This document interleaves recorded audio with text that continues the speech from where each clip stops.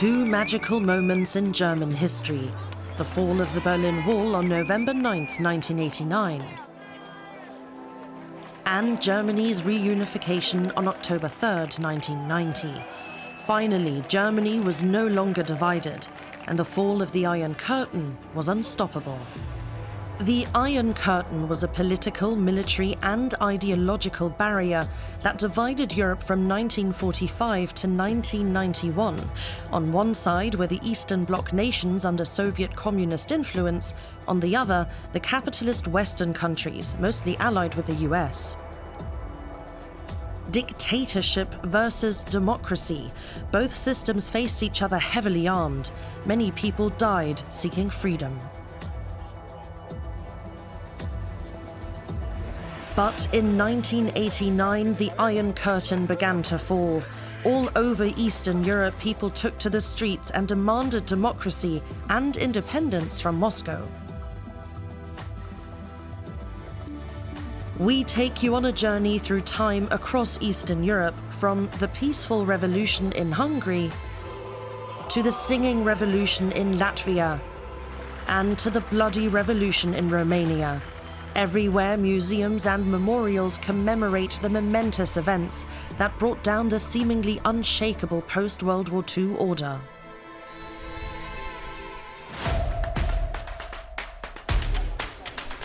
We begin our journey in Sopron, one of Hungary's oldest cities with a picturesque old town.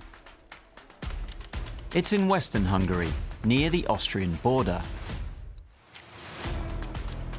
Here in the summer of 1989, the foreign ministers of Austria and Hungary symbolically cut through the border fence. Hungary had begun dismantling its border fortifications, in part because the maintenance costs were too high. Hungarian opposition members wanted to celebrate this with a picnic in Sopron. An unexpectedly large number of guests attended. This statue of a woman holding a piece of barbed wire stands in Sopron city centre. It commemorates an event that suddenly made the small, unknown Hungarian city world famous, the Pan-European Picnic of August 19th, 1989.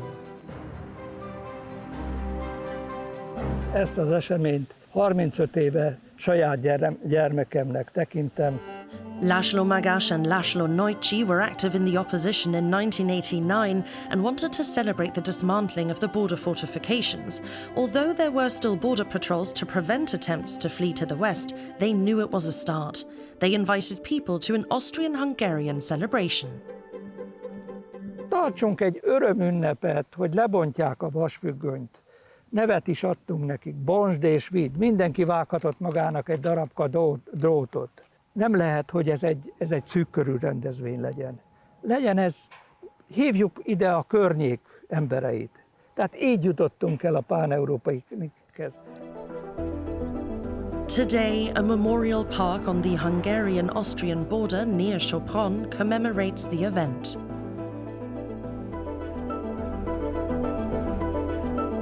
Abban az irányba, innét körülbelül 2-2,5 kilométerre, mert ott volt vasfüggöny, ami még állt. The visitor center displays invitations to the picnic that were distributed in the communities near the border in Austria and Hungary at the time. At 3 p.m., a border gate was to be opened for 3 hours. It was only for picnic participants from Austria and Hungary who wanted to take a piece of barbed wire home with them. But completely unexpectedly, hundreds of East German citizens turned up. They wanted to flee from Hungary to Austria to the west, to freedom. At first, it wasn't clear to the organizers how they'd found out about the picnic.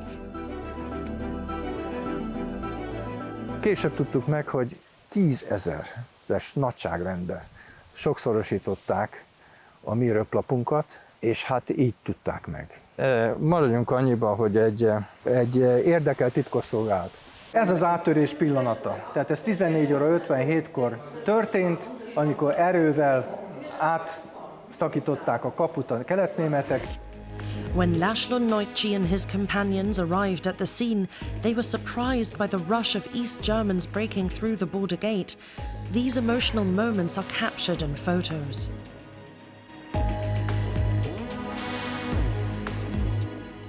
Kérdeztem, mi van itt? Azt mondja, hát átmentek. Mondom, kik mentek? Nagyon sokan, több százan, jaj, micsoda, áttörték a kaput. De mondom, kik? Végre kimondta, hogy keletnémetek. Mondom, és hányan? Azt mondja, már legalább 500-an ott vannak. Na erre rákönyököltem a kocsimra, kis sportkocsi volt, és elgondolkodtam, hogy hát hány évet fogunk mi azért kapni. Another important person can be seen in the photos, Arpad Bella, the border commander on duty. He found himself in a difficult situation. He was ordered to shoot the fleeing East Germans, but chose not to. Végül is nem hajtottam végre a parancsot. Hát nézd, én katona voltam, tehát szentírás a parancs. No de vannak kivételes esetek, amikor fel kell vállalni a kisembernek is a döntés ódiumát. Tudtam, ha én megütközöm velük, akkor annak nagyon csúnya vége lesz. Powerful moments. A crying father holds a curly-haired girl in his arms. That man is Walter Sobel, who fled to the west with his wife and 2 children. Grüß dich, Walter. Hallo Laszlo, grüß dich. Wann kommt ihr nächstes Mal nach Ungarn? Wir werden schon nächste Woche direkt bei euch sein. The two have become friends over the years. In 1989, Walter Sobel was on summer vacation with his family in Hungary.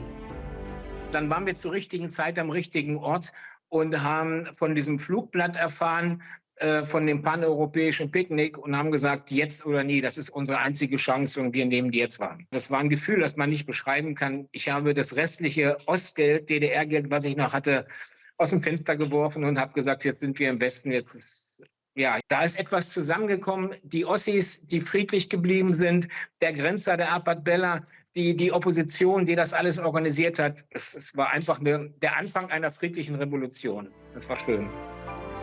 The Iron Curtain was symbolically opened for the first time here in Sopron. It was the start of a chain reaction that ultimately led to the collapse of communist rule throughout Eastern Europe.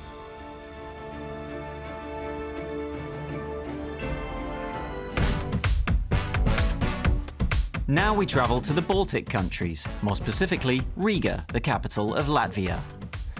On August 23, 1989, a gigantic human chain formed across the Baltic region, throughout Estonia, Latvia and Lithuania. It was a plea to end the Soviet occupation through an unusual demonstration.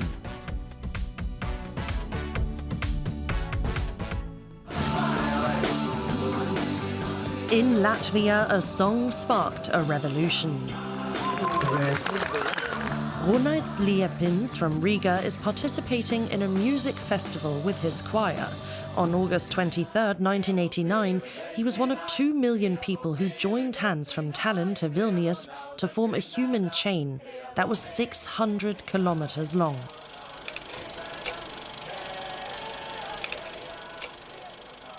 The Latvian people stood firm in their desire for independence and freedom. Monuments stand witness, like the large Freedom Monument.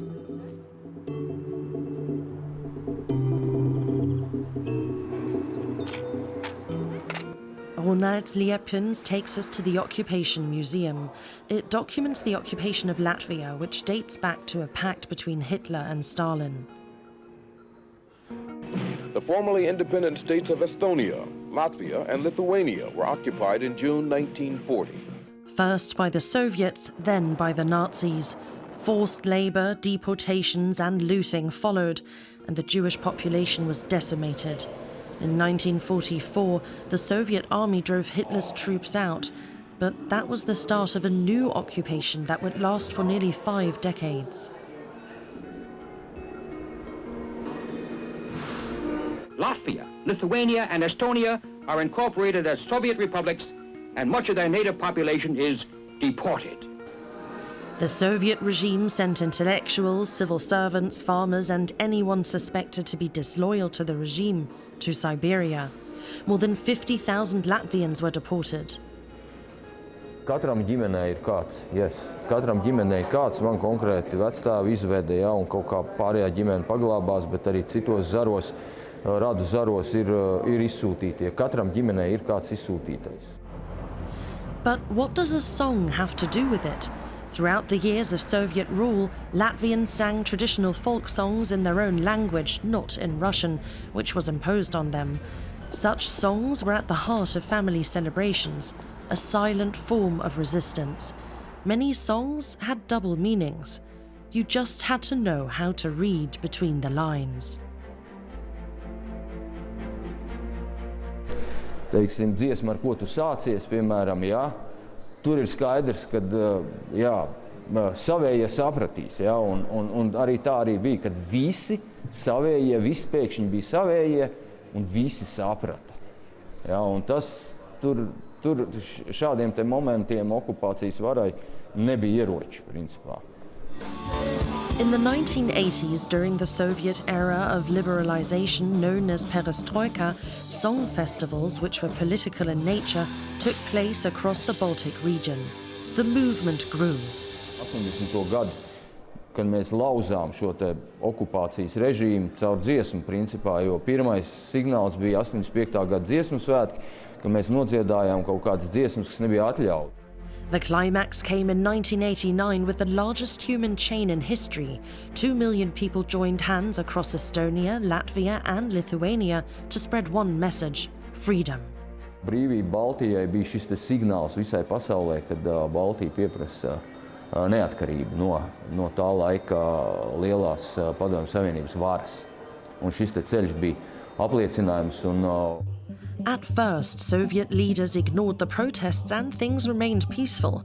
But when the parliaments in all three capitals declared independence, Moscow moved to assert control. In January 1991, Soviet troops attacked unarmed crowds at the TV tower in Vilnius, killing 14 people. Soviet forces also attempted to regain control of Riga, but the Latvians put up barricades. This monument commemorates the event. 6 people were killed and dozens injured, but in the end, the occupying Soviets surrendered, and in August 1991, Latvia became a sovereign state. Latvia joined the European Union and NATO almost 13 years later. Independence and the end of this era are milestones in Latvian history. Jā, jo mums ir iespēja būt kopā ar plašo pasauli, tas ir tas galvenais iegūms. Today, Latvia celebrates its musical heritage with a massive choral festival held every 4 years. A reminder of how song once helped shape history.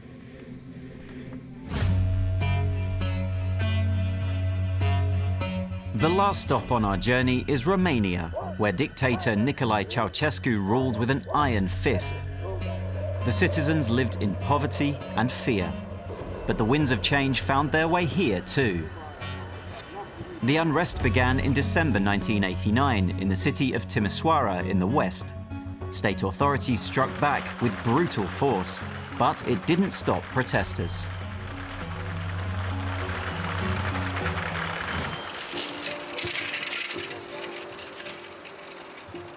No one could have predicted that the end of Ceausescu's dictatorship would take place here, in Timișoara.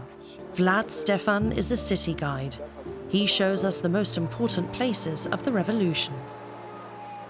Începem turul nostru chiar în locul în care a început Revoluția, biserica reformată, a cărei pastor era la momentul respectiv Tökös László. Predicile lui încerca să fie aproape de oameni și erau cumva contra regimului comunist. Authorities tried to forcibly transfer Pastor Tökös, prompting people to gather in protest outside his church on December 15, 1989. The crowd quickly grew and took to the streets.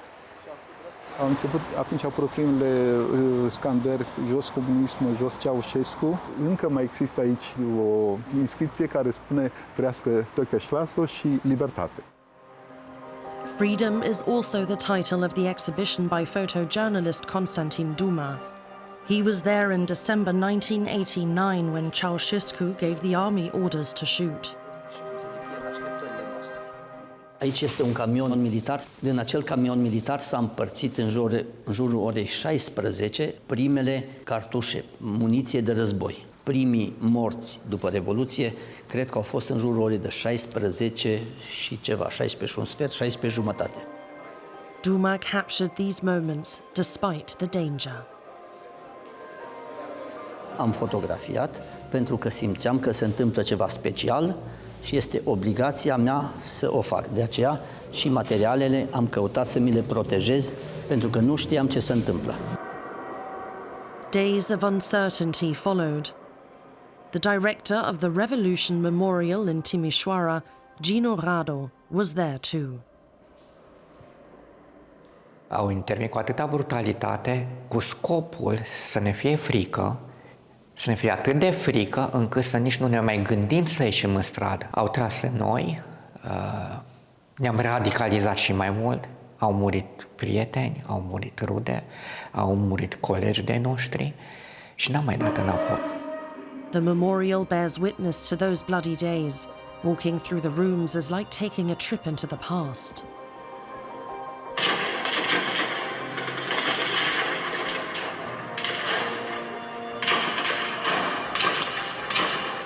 Timișoara was not the only place where victims were mourned. The bloody revolution spread throughout the entire country. Around 1,100 people died in the fighting. Freedom Square in Timișoara was also an important setting. Este una din clădirile simbol ale Revoluției din Timișoara. În data de 20 decembrie 1989 au reușit să ocupe această piață. Era aproape plină, câteva zeci de mii, poate sute de mii de oameni. În balconul operei, o parte din reprezentanți au format Comitetul Democrat Român în Timișoara și au proclamat Timișoara oraș liber de comunism. Freedom, what many had thought impossible, became reality. The days were filled with joy and hope. Ceausescu attempted to flee, was captured and executed after a brief show trial. It was the end of his regime in Romania. 36 years have passed. Today, Timișoara stands in the heart of Europe and was named European Capital of Culture in 2023. Yet, remembering history and honouring its victims remains a major challenge in Romania. Din păcate, statul român, nici după 35 de ani, nu a pus în manualele de istorie comunismul și ce s-a întâmplat în 89. Este foarte important să ne ocupăm de tânăra generație, să-i ajutăm să-și cunoască trecutul. That was our journey tracing the path of the former Iron Curtain. Where in modern history should we travel next? Let us know in the comments.